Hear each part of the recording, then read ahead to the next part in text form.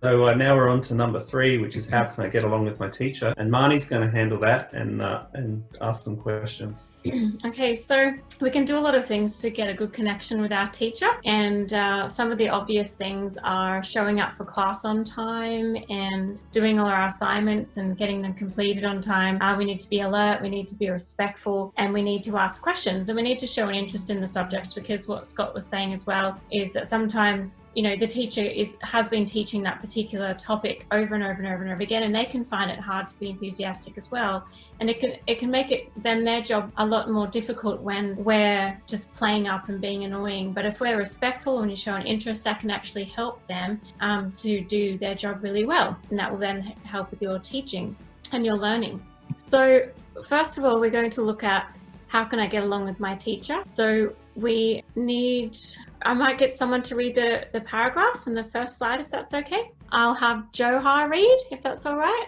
Yes, I do. How can I get along with my teacher?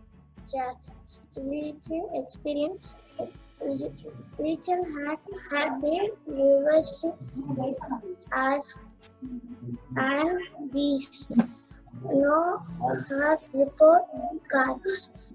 Then when she reached grade 7, things changed. My teacher did everything he could to make me feel his class. Say, what was the problem? The teacher made it to obvious to both Rich and her mother that he did not like her religion. Oh, thank you so much. That's beautiful. That's a really lovely effort. So when we're reading, it is hard in English, isn't it? Because when we see the letter A and B, it says receiving A's and B's on her report. It's probably so hard to know how to pronounce them properly, but that's how we say that line there. And then there's a really difficult word in there as well, which is obvious. And that's a tricky one as well. But you did such a beautiful job. Thank you so much. It was lovely. So when we're thinking about that, we've got, can anyone explain Rachel's experience in their own words? Ishan, would you like to explain that for us? Yes. First, Rachel has been receiving A's and B's in her report card, which is not very good mark. And then when she reached at grade 7th, and she says that in this sentence she makes her teacher looking bad, and she tells that her teacher did everything to make her fail in the class, and she says that what was the problem in her, and the teacher says that does it because she do not like Rachel and her mother religion. Yeah, that's a tricky one, isn't it? How do you think that would have made Rachel feel? Ishan, again, would you like to explain that? No, he would be sad because he was good in studies, but only because of his religion he was being I think discriminated in the class.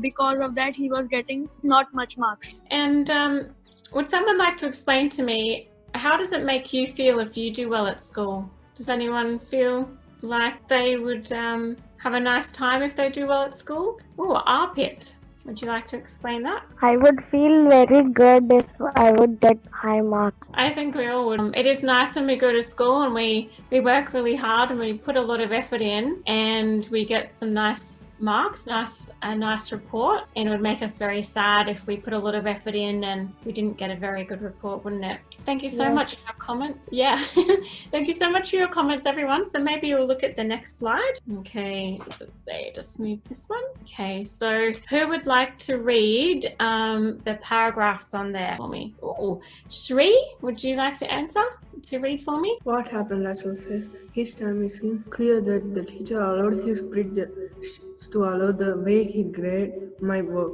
Mom, would come with me to discuss the matter with. Eventually, he stopped giving me a hard time. If you experience a similar change, have the courage to speak to your parents about it. No doubts, they will be interested in speaking to the teacher, possibly the school administration, to work out a solution. Okay, lovely. So we've got a word in there. It's hard to pronounce as well. It's the word prejudice. Does anyone know what the word prejudice means? It's a tricky one. Arpit, do you know the answer to prejudice? The word prejudice means discriminating someone on the basis of caste, gender, and religion. Okay, lovely. And it can mean an opinion that's not based on reason or an actual experience as well. So it's a tricky word to pronounce and understand, isn't it? Okay, so can someone please read that little bit underneath the picture for me? Sanjay, I haven't heard from you yet. Teachers are like stepping stones that can help you cross from ignorance to understanding, but you must do the work. Oh, lovely. Can someone explain what a stepping stone is? Oh, no, we've got maybe Ishan this time. Yes, the stepping stones here mean that the small stone which help to reach to success. Lovely. And the paragraph said it's a change. It's going from one place to another place. So from ignorance, where you don't understand, to understanding. So, but it says we need to do the walking. So we need to put in the effort to take us there as well. Now, do you find it easy to talk to your parents if you have a problem at school? Here we go. What about Praneeth? I'd love to hear from you. I would feel very familiar with my parents to say what is the problem in my school, because we should say, and we have to say what is the problem in school so that our parents and we also feel comfortable. Okay, thank you very much. All right, so basically it's good if we have a problem, we can talk to our parents at home about it, and they can help us to then sort everything out as well.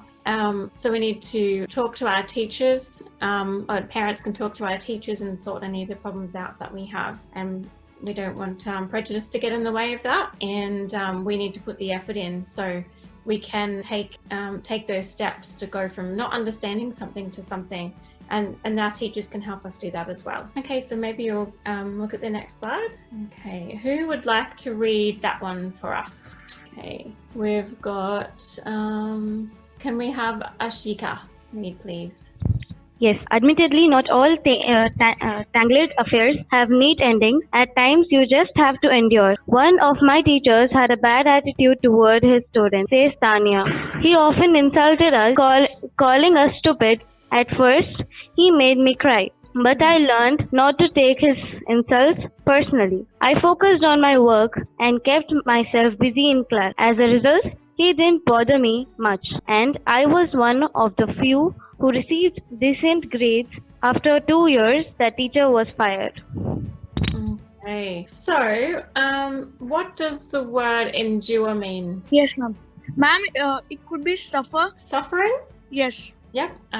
What about putting up with the suffering? Does that sound? Is that a tough word? It could be also at times you just have to ignore, or it could be like that also. Okay. All right. Thank you. And what about the word insulted? What does that mean?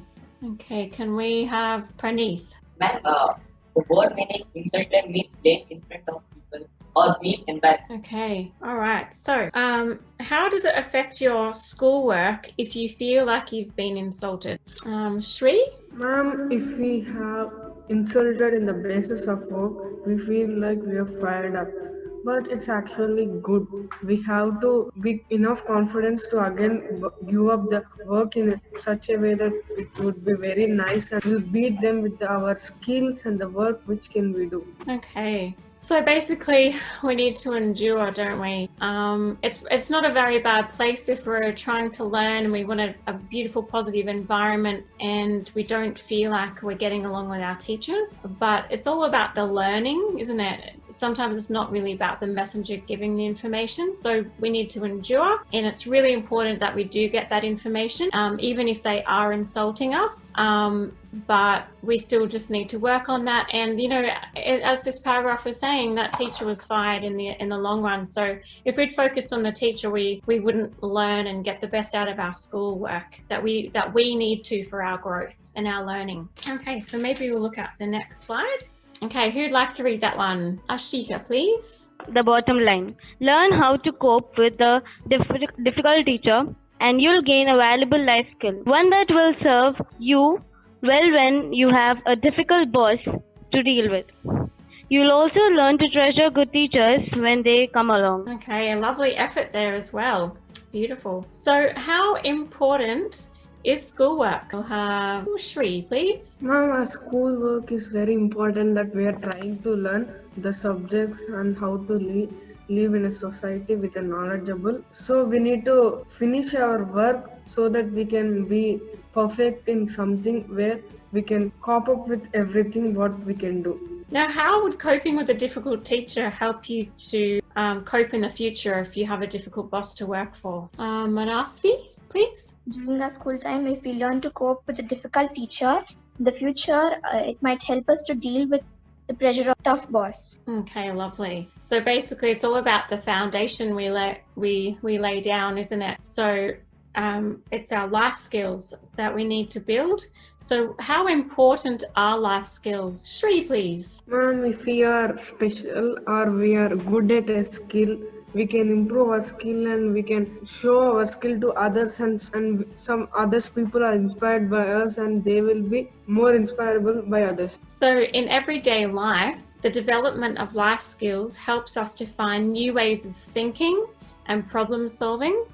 And we recognize the impact of our actions and to take responsibility for what we do and how to treat people in a nice and kind way. So that's how we can, so we've looked at how we get along with our teacher. So maybe we can move on to the next section now.